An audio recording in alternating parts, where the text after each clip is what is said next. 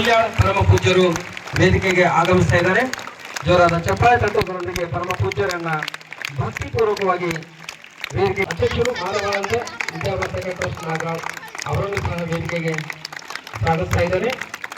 ಜೊತೆಗೆ ಇವತ್ತಿನ ಕಾರ್ಯಕ್ರಮದ ಮುಖ್ಯ ಅತಿಥಿಗಳಾಗಿ ಆಗಮಿಸಿರುವಂತಹ ಶ್ರೀ ಎಚ್.ವಿ. ಪ್ರಜ್ಜನ್ ಮನೆಗಿಡ ಆಧಾರಿತ ಕೃಷಿಕರು ರಾಜ್ಯೋತ್ಸವ ಪ್ರಶಸ್ತಿ ಪುರಸ್ಕೃತರು ಅವರನ್ನು ಸಹ ವೇದಿಕೆಗೆ ಬರಮಾಡ್ಕೊಳ್ತಾ ಇದ್ದಾರೆ. ಜೊತೆಗೆ ದಯವಿಟ್ಟು ಮೊಟ್ಟ ಮೊದಲಿಗೆ ಧ್ವಜಾರೋಹಣ ಕಾರ್ಯಕ್ರಮ ನಡೀತದೆ. ಈ ಧ್ವಜಾರೋಹಣ ಕಾರ್ಯಕ್ರಮವನ್ನ ನಮ್ಮ ಶಾಲೆಯ ಎಸ್ಡಿಎಂಸಿ ಅಧ್ಯಕ್ಷರಾದಂತಹ ಶ್ರೀ ಸಿದ್ದಪ್ಪಣ್ಣ ರಡಟ್ಟಿ ಅವರು ಹಾಗೂ ಈ ಒಂದು ಕಾರ್ಯಕ್ರಮದ ಅಧ್ಯಕ್ಷರು ಆಗಿರುವಂತಹ ಶ್ರೀ ಆರ್ ಟಿ ಪಾಟೀಲ್ ಕಾಕರು ಧ್ವಜಾರೋಹಣವನ್ನು ನೆರವೇರಿಸಬೇಕಾಗಿ ಅವರಲ್ಲಿ ವಿನಂತಿಯನ್ನು ಮಾಡಿಕೊಳ್ತಾ ಇದ್ದಾರೆ.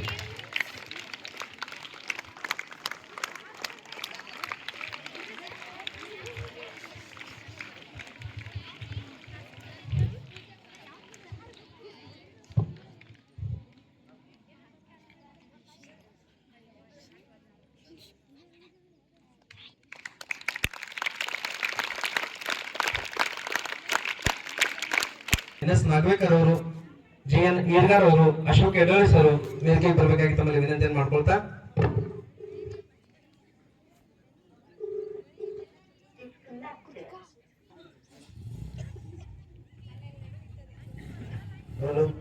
ಸಂತಪ್ಪ ಹನುಮಂತ ಬಿ ಪಾಟೀಲ್ ಅವರು, ಶ್ರೀ ಶ್ರೀಮಂತಗೌಡ ನಿಂಗನಗೌಡ ನ್ಯಾಮಗೌಡರು, ಶ್ರೀ ಸಿದ್ದಪ್ಪ ತಿಮ್ಮಣ್ಣ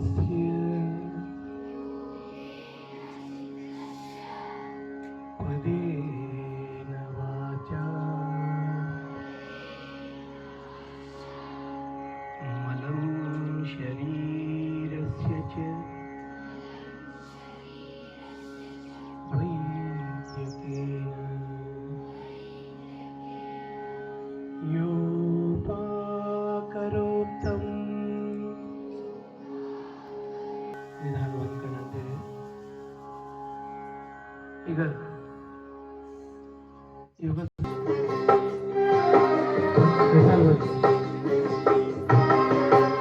ಬನ್ನಿ ಸೋದರರೆ ಬನ್ನಿ ಬಾಂಧವರೇ ಹೃದಯ ಹೃದಯಗಳ ಬೆಸೆಯೋಣ.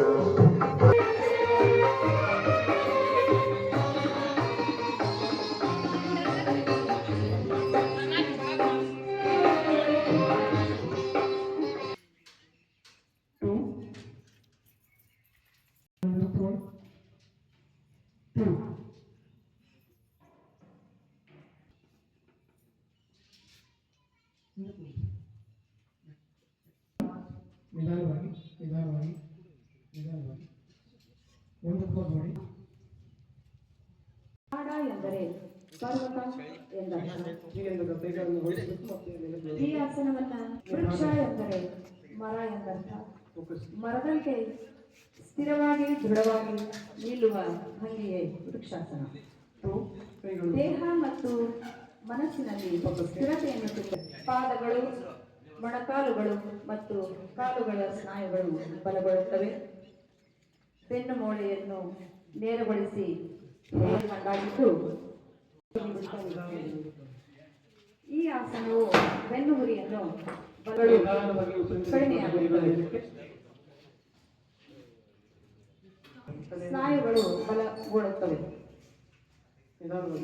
ಸ್ಪಾಂಡಿಲೈಸಿಸ್ ಸಮಸ್ಯೆ ಬಲಗೊಳ್ಳುತ್ತದೆ. ಶ್ವಾಸಕೋಶದ ಸಾಮರ್ಥ್ಯವನ್ನು ಹೆಚ್ಚಿಸುತ್ತದೆ. ಕೈಯನ್ನ ನೋಡಿ ಆಗುತ್ತದೆ. 6 ಅಂದಾಗ ತಲೆಯನ್ನು ಕೆಳಗಡೆ ಎದೆಯನ್ನು ಮುಂದಕ್ಕೆ 6. ನಿಧಾನವಾಗಿ ಉಸಿರಾಟ ಪ್ರಕ್ರಿಯೆ ಸಹಜವಾಗಿರಬೇಕು. ಯಾರು ಕೂಡ ಒತ್ತಾಯಪೂರ್ವಕವಾಗಿ ಮಾಡಬೇಡಿ. ಎಷ್ಟು ಸಾಧ್ಯ ಆಗ್ತದೆ ಅಷ್ಟೇ ಹೇಳ್ತೀವಿ. ಉಷ್ಟ್ರಾಸನ ಮಾಡುವುದರಿಂದ ಜೀರ್ಣ ಸಂಬಂಧಿ ತೊಂದರೆಗಳು, ಉಸಿರಾಟದ ಕಾಯಿಲೆಗಳು